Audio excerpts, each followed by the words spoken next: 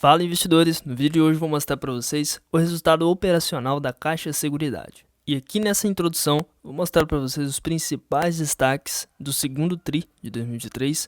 Vou falar sobre os dividendos que a companhia vem pagando. Inclusive vou comentar com vocês também sobre um número maior de distribuição de dividendos para o próximo ano e muito mais durante todo o vídeo. Então acompanhe comigo o vídeo até o final para você não perder nenhum assunto e ficar por dentro das informações da Caixa Seguridade.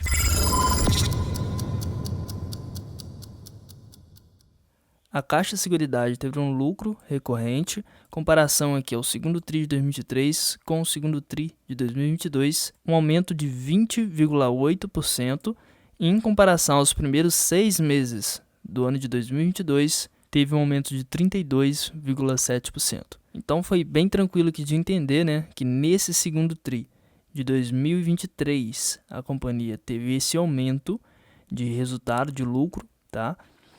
Esse valor aqui de 20,8% em relação ao segundo TRI de 2022. Então, se passou um ano e aí durante todo esse período a companhia obteve esse resultado, esse crescimento no lucro.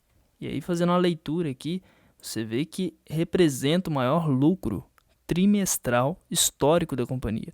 Então, esse aumento de 20,8% que eu acabei de comentar com vocês aqui embaixo, tem a ver com o maior lucro trimestral da companhia desde o capital aberto na bolsa. E aí a receita operacional da companhia também teve aumento, segundo o TRI de 2023, um volume, um valor de 1 bilhão e 100 milhões. Se comparado os 6 primeiros meses de 2022, foi um aumento de 36,6%.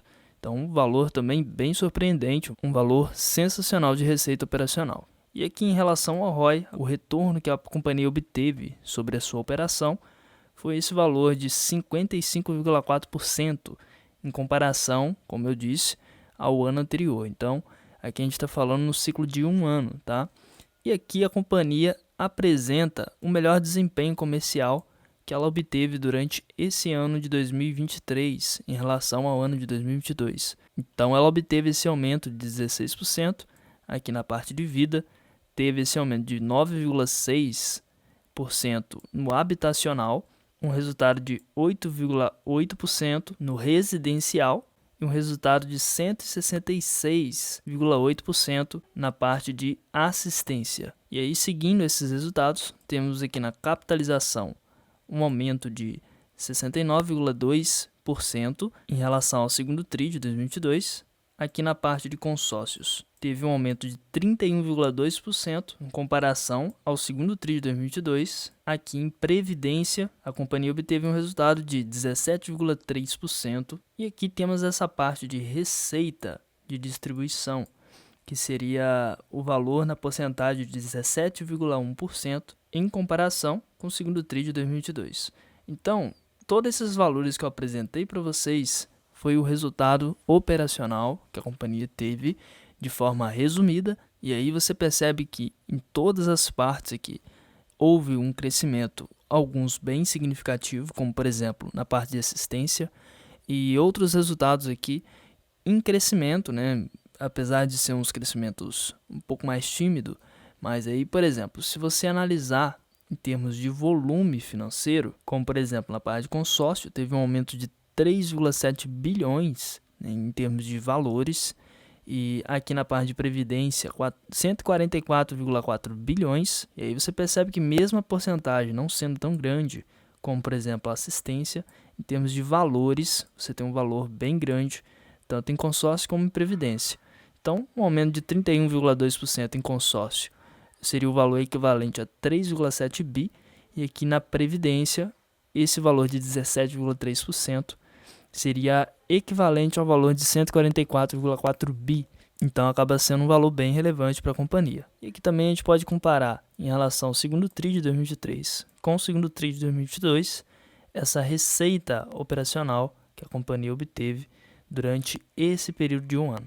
Então aqui, por exemplo, você tem esse valor de 888 milhões no segundo TRI de 2022 e nesse ano atual, segundo TRI de 2023, o valor de 1 bi e 85 milhões. Então, esse crescimento representa 22,2% de crescimento. E aí existem outros valores também representativos. E aí um ponto de atenção seria a relação ao custos de serviços prestados, que teve neste caso aqui um aumento nesses custos, tá?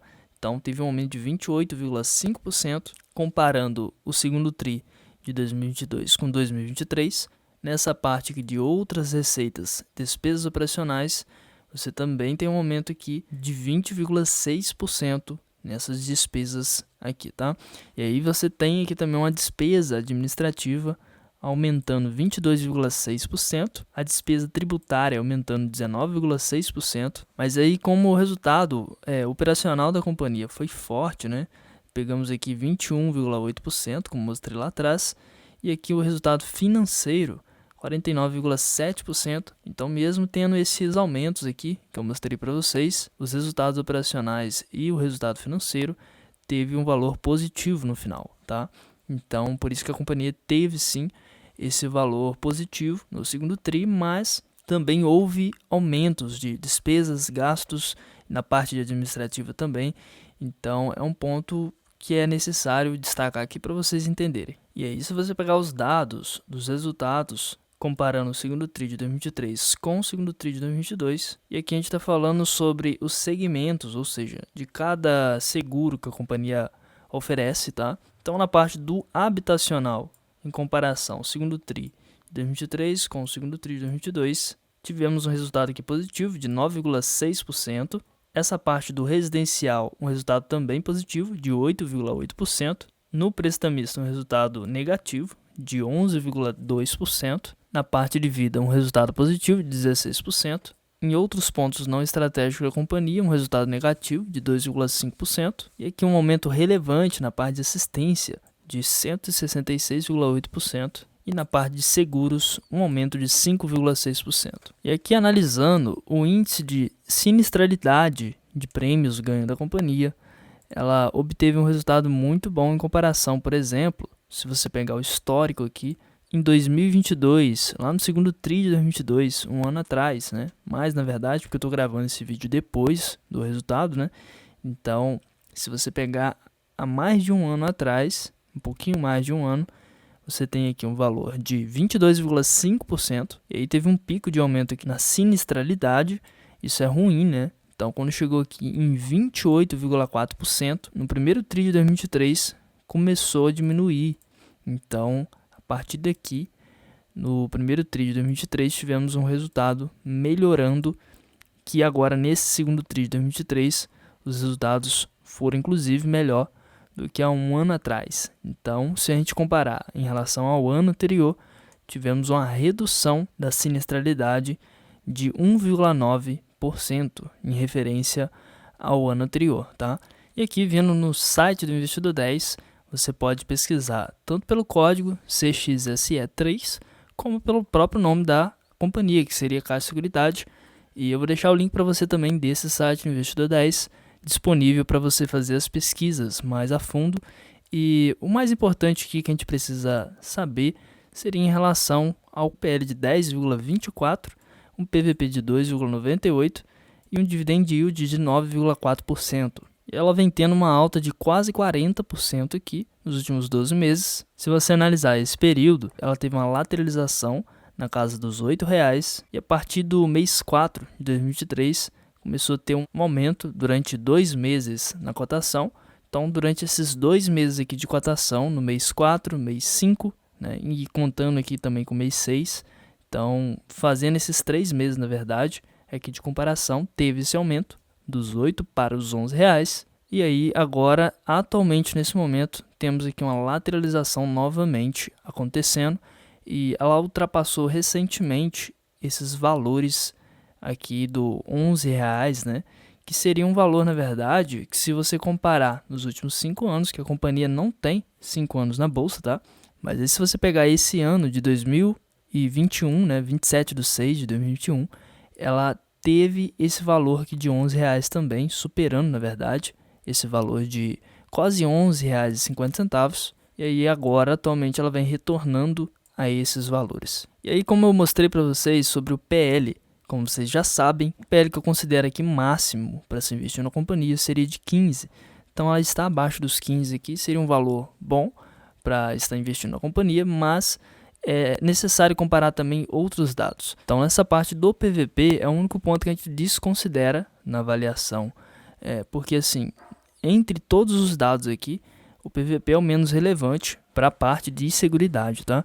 Então esse dado do PVP ele é importante sim, mas nesse caso da seguridade aqui não seria tão importante assim. Eu vou explicar para vocês mais detalhadamente num vídeo falando somente de seguros, tá? De companhias de seguros, e eu vou comentar sobre essa parte de PVP, cada dado que você precisa avaliar, que já tem até no canal um vídeo avaliando esse ponto, mas eu gostaria de ser mais específico no que você deve avaliar nas partes de seguros e o que você deve avaliar em cada setor, tá bom? Aqui falando sobre os dividendos. A Datacom, geralmente que a companhia apresenta, está aqui no mês 4 e no mês 11, tá? Então, se você pegar aqui como referência os 2 últimos anos, ela apresentou aqui em 2022 no mês 4 e 2022 também no mês 11. No ano de 2023, esse mês 4 aqui de novo. Então, pegando esse valor de cima, comparando apenas esse 27/4 de cima aqui, existe ainda um valor para ser, digamos, distribuído, né? Se a companhia distribuir, que não seria uma garantia, né? Não quer dizer que ela vai realmente distribuir no mês 11, mas pelo que eu vejo aqui, no próximo mês 11 também deve ter uma Datacom de divulgação da companhia. E aí, se você pegar o tempo que ela demora para poder pagar, você tem aqui o dia 3/11 e o pagamento no dia 11/11, menos de 10 dias para poder pagar os dividendos.